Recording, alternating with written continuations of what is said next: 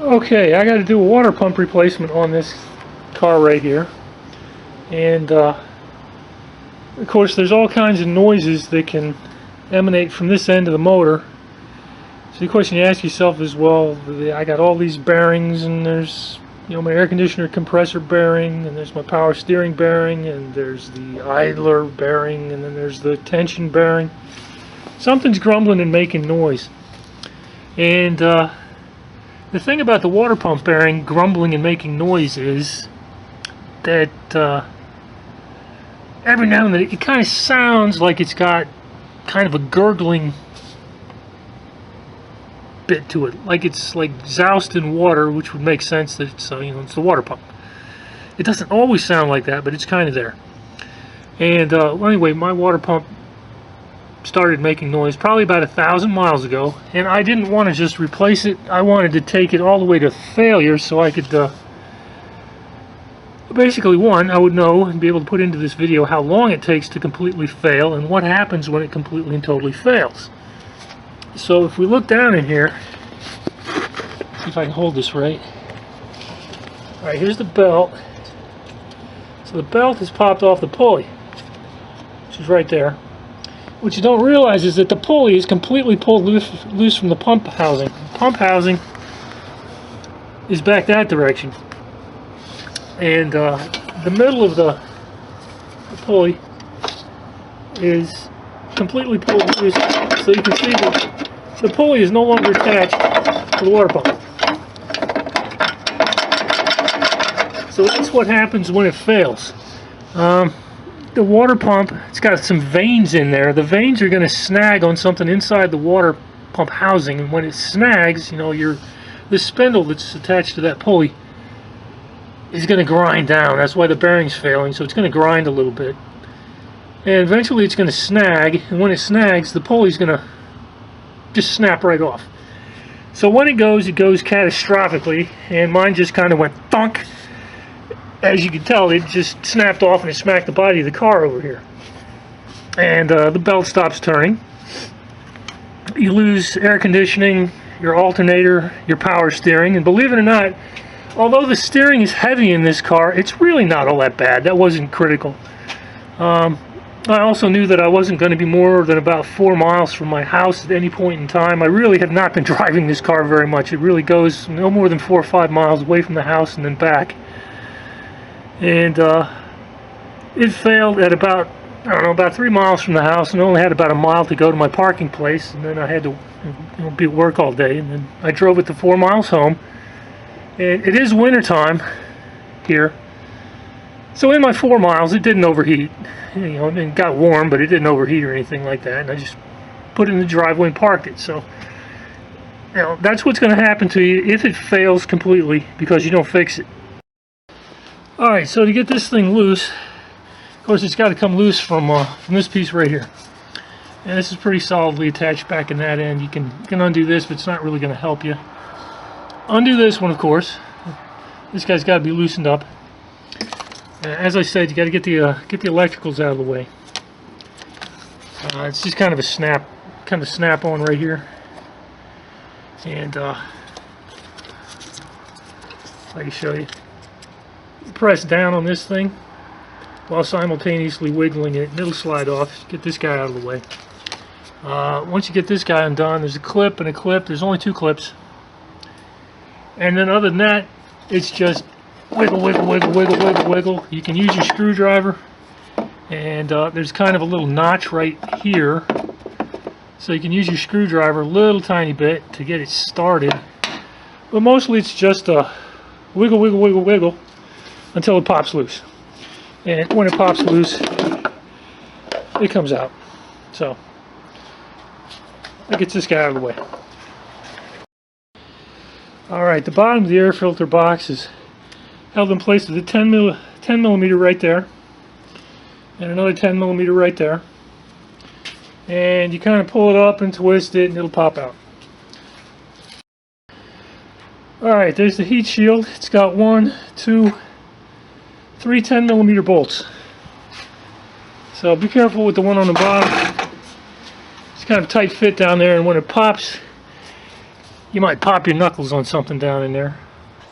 Alright, I've come to the conclusion that I can't get to everything that I want to get to by going through the top. So I have put it up on my risers. Make you guys happy. I'm not like jacking it up with nothing serious to support it. But I got to pull the plastic panel out down there and pop a couple of bolts loose. I got to get this fan out of the way. Got one more and I can't get to it from this side. Alright, there's some electrical wiring that runs down to the air conditioner compressor, and it attaches to the water pump. So let's see if I can get my finger down here and point it out to you. There's a bolt right there, right this little spot right here. It's 12 millimeters, very tight, and once you get it loose it comes out no problem, but extremely tight, very little access, and a weird size. But anyway, got it loose, and it's got a little bracket. This entire bracket pops loose. Alright, so I got the last bolt off the bottom of this thing right here, and it takes a bit of a wiggle to get it out, but it'll come loose. So get a little bit closer. I don't know if you can see that down there, but hang on a sec. Undid the panel here so we can get into it from the bottom, and the last bolt that holds that fan in place is right there. Just couldn't get to it unless I came down here. Alright, to get that air conditioner compressor out of there, of course this radiator hose has got to get out of the way. That means I got to dump everything that's in here. Notice I got a blue bucket to catch my stuff, and I'm going to go in from the bottom to undo the clamp that's holding it at the bottom. So I'll pop the clamp at the bottom, then I'm going to pop that one at the top and get that hose out of the way. Alright, so I didn't catch it all, but that wasn't too bad. Gotta pull on a little tiny bit with the screwdriver, wiggle, wiggle, wiggle, and it pops off. I'll let that drain for a little bit. Okay, there we go, one hose out of the way. Okay, I got the upper hose and thermostat housing bubble out of the way. This is your thermostat right there. Anyway, it's got three 10 millimeters. Got that piece right there. Wasn't too hard to do. There's no gasket or anything. Okay, in case I didn't mention it, we got the 4 compressor bolts popped out. Those are actually pretty easy. These are 4 water pump bolts. They weren't too bad. They're tight, and they got some kind of sealant down on the end. It's not like a Loctite. It's the kind of sealant that's kind of gummy, gluey. It keeps things from vibrating loose. So, you know, once you get them loose, they don't just kind of unscrew. They stick. So you have to unscrew them the entire freaking way with a fair amount of torque. So they're a pain in the butt only from that aspect. But let's see how we're looking in here. So I got the air conditioner compressors just kind of backed out a little bit. It's not completely pulled up here, just out of the way a little bit. Gave me enough room to get to the bolts. Okay, I think you can see this thing right here? This is a takeoff for the heater inside the car. And down underneath there's a 10 millimeter bolt that you have to get to. Really a pain to get there, but anyway, I got that bracket loosened up. Let's see if I can't get that thing out of the way now. Okay, this is the let's see if I can see it there. There it is.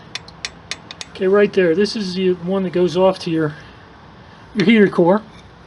Pops out of a hole right there, and just gently put your screwdriver in here to get it started.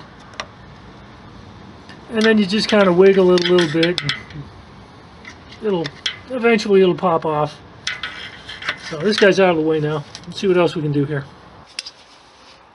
Okay, as you can see, there's no more water pump right there, so I got the water pump out. The housing. The pump is just this part over here. Okay, this is the housing. So I got the entire housing and pump loose. It was kind of sticky. Basically, I put my screwdriver right here. This is on the impeller housing. I didn't put it on the pump housing, but on the impeller housing. I put it right there and just tapped it with a screwdriver. Not a screwdriver. Tapped it with my hammer a few times till it loosened up. And then it took about 2 wiggles, top to bottom, and bing, popped right out. So you want to see how shot my bearing was? Check this out. All right, this is the end, right? Talk about a shot bearing. That's all that was left. Like I told you, I took it to failure. All right, there's something else I want you to notice. It's this little guy right there. They call this a shuffle pin. So there's a shuffle pin here and a shuffle pin there. This pin came out with the body. The other pin is still in the case. So anyway, I know where it is. I wiggled it a little bit. It did not come loose. That's fine. It can sit there. That's not any kind of a big deal or anything. Just don't lose them. They're important for keeping it firmly planted once you get it screwed together. And hopefully I don't have to get a new gasket, because like, how am I going to get to the parts store? My car's fried. Alright, here's my replacement water pump. AC Delco. I got it from Amazon. You know, my local parts places were just, one, they weren't price competitive, and two, they didn't have anything in stock, so I figured, well, if I got to order it, I may as well go cheap and get something from Amazon. This isn't the cheapest one you can get, but it probably doesn't matter. They're all made in China. Yeah, made in China. So anyway, let's take a look at it here.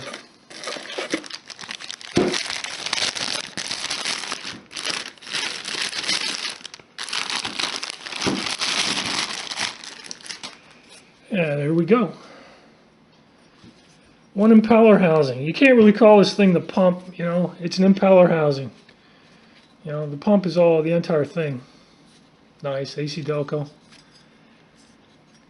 1, 2, 3, 4, 5, 6. These are the final bolts to pull the face off. And then I can put that guy on. And they're all 10 millimeters. Alright, I got my 6 bolts out. As you can see. Okay, they are extremely tight. That was not easy to do with this thing out of the car, you know, because you got no torque. There's no way to like resist whatever it is you're trying to do. But I mean, eventually they popped, and when they popped, they were fairly easy, which means they're Loctited in place. Now to get it open, let me see if I can find the right spot here.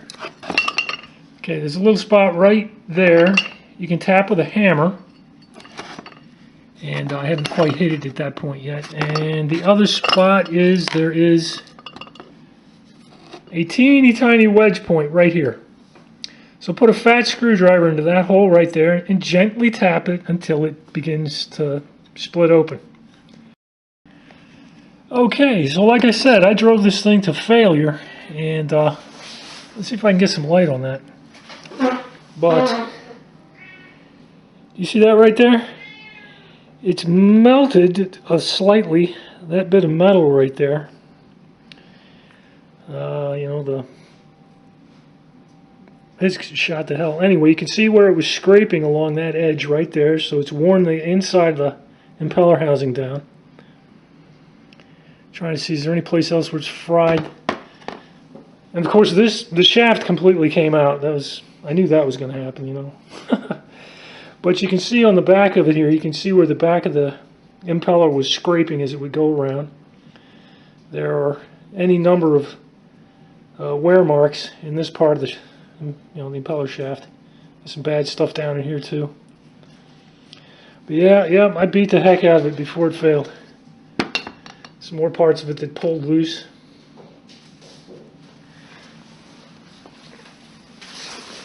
Now, what's interesting about this is that when I pulled it apart, it's got a bunch of sealant, and it does not have at all a gasket, just sealant. So, you know, I'm wondering, what the heck happened here? You know?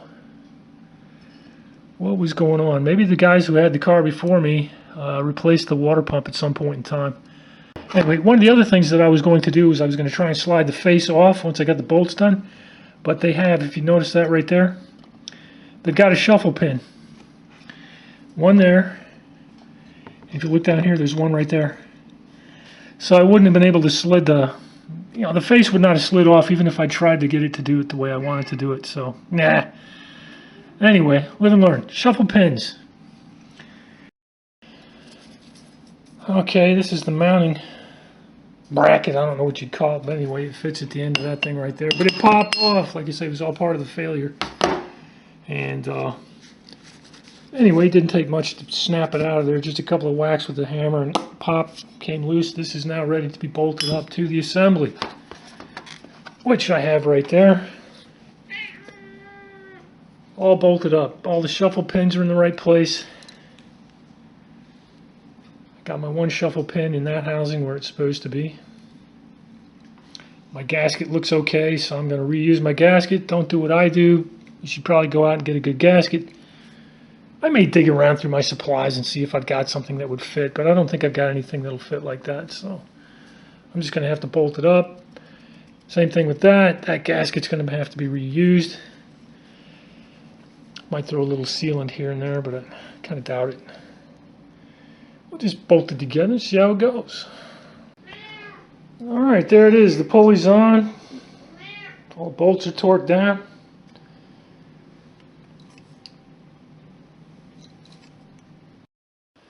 A little more reassembly, so I've got this housing put back on.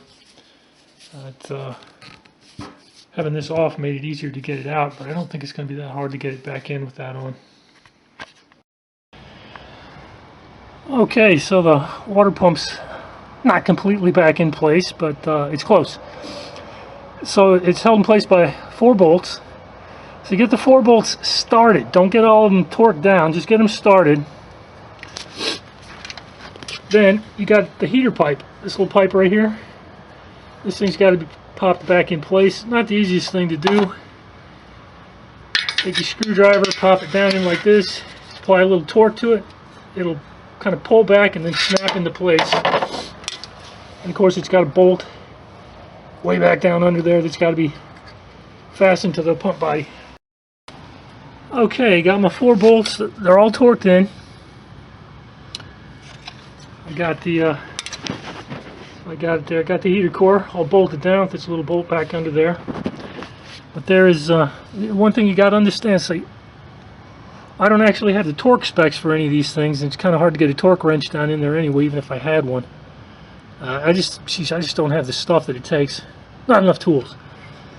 So you kind of do it by feel, but keep in mind that what you're screwing into is all aluminum. So you do not want to crank on it too much. I figure I'm probably somewhere between 18 and 24 foot-pounds on the 12mm bolts, and probably 15 or so foot-pounds on the 10s. Down here at the bottom of the car, okay, that's the air conditioner compressor. I want you to notice a couple of things.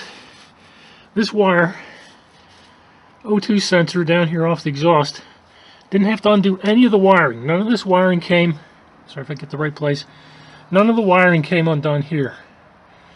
The air conditioner wiring, nothing came undone. There's a junction right up there that you could undo, but I didn't have to do any of that. I mean, just pulling the air conditioner loose so that it can slide a little bit this way and that and back up into the hole over there. That's all it took. Nothing crazy. And it doesn't weigh a heck of a lot. And all you got to do is kind of lift it back up into place. And it's got 4 bolts. 1, 2, and they're easy to see, so they won't be all that difficult to put back into place. Okay, there's 2 bolts. Faceplate. This one holds the bracket on. I don't know if you can see my finger. I think you can. Anyway, the one that holds the bracket on, right there. Oh, it's like a 15-minute process just to get that one little bolt on. There's just no room. Either that or I've just got the wrong tools. Maybe if I had the right tool I could have done it, but be prepared for a hell of a long ride on that guy right there. Anyway, we got the hose back in. So this is good. Got the original clamps. It's all good and tight. It's gonna work fine. All right. So you see how this has got kind of a little metal insert right there, a little metal insert right there. Look down here at the other end of my stuff here, and see how beat up and cracked that is? Beat up and cracked. And I certainly didn't do that. So, like I said, I think that somebody's replaced the water pump on this car before, which means that you know, I got the car at about 22,000 miles, 21, 22. So yeah, this thing must have shot a water pump in its first roughly 20,000 miles. And the people who had it before me, they lived in a gravelly area, so maybe the dust and dirt out here in Kansas must must destroy stuff really fast. Alrighty, got the fan in. 1, 2, 3, 4 bolts. I got to hook up my electricals here real quick. Click, there we go, beautiful. Alright, we got 2 bolts left for the air filter box, and other than that, everything is attached. I got this guy right there. This guy's got attached like that. That's good. It's good. Everything down in there is set. 4 clamps. Everything's tight. Got that guy right there. Let's take a look at the inventory of what we got left. I got 2 bolts for holding the air box in place, and the heat shield. Alright, heat shield's in place. Keep in mind, these things are, they're kind of rusty. Alright, put a little grease on them to make sure they work. Torque them, don't torque them too much. If you torque them too much, these bolts, which are covered in rust, can snap. And we don't want to do that. So just get them tight. You know, they'll re-rust, and the rust will kind of keep them in place. A little bit of grease to get them going, all 3 of them. Not much torque. Takes care of that guy right there. Alright, getting the serpentine belt back on. And it is on. Let me tell you what I had to do. Okay, so go down to my local Advance Auto Part, where they will rent me one of these. This is a serpentine belt tool. It has a 14mm nut. But here's the thing. You take that and you put it on this bar like that. And if you look at how thick that is, that's almost exactly the thickness of the gap that you have between the end of the nut that you've got to grab hold of and the body of the car. And what's really bad about it is that because you don't have any space, you've got to be able to take it, cram it down, have it fall on top of the nut. It will fit, but there's a problem. The way they've built the roller, the inside has a hole that comes to about right there. And since the hole only goes to about right there, this does not drop down over the nut, so this type of a tool will not work. So in addition to not having this work, this is the 14mm socket. And if you take, hang on a second, if you take this 14mm and put it on and look at it like that, you've got even less clearance. This doesn't fit down there at all. So this tool does not work. But that's okay. You can rent these things, and basically all I got to do is take it back. They may charge me $7 or something like that, but you know, live and learn. It's cheaper than actually buying something. Anyway, what actually did work, let me show you what I came up with.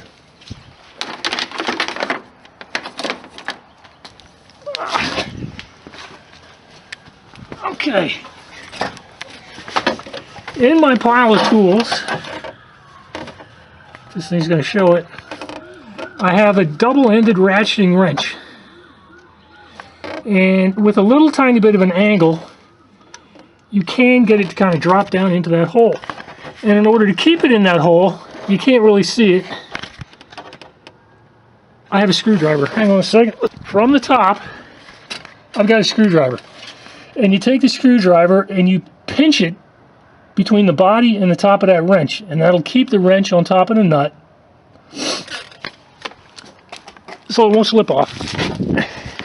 Then you come down here to this end, and you need a hex that'll fit this end of that wrench. So I happen to have a hex driver. This weird little tool, I'm not entirely sure. This is one of my dad's tools. So it was just in a box, and it just happens to fit in there. And together, the screwdriver, this ratcheting wrench, and this ratcheting wrench gave me enough leverage to move it. I don't know if you can see it moving. See it move? A heck of a lot of force to get that to move. But once you get it all the way down there, it will drop over everything. So it is on. Alright, here's a closer look at what I did. This is a 9/16 inch ratcheting wrench. And I don't know if you can see that. It kind of sticks out a little bit. So it's got just enough bite to be able to work. And then I got another little weird ratcheting wrench that fits in this end. This end's a 1/2 inch. So 9/16 is almost exactly 14 millimeters, so that worked pretty well. And together, they give you enough torque. Let's crank her up here real fast. Ooh. May not start. I don't have the air box on yet, so some of the electronics are not fully hooked up, but it should start.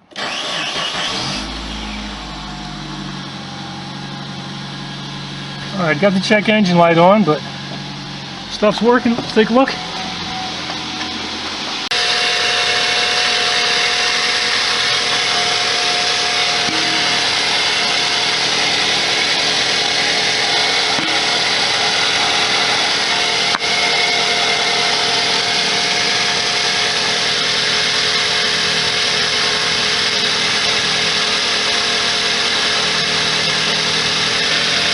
Alright, I'm happy. I'm going to put it together.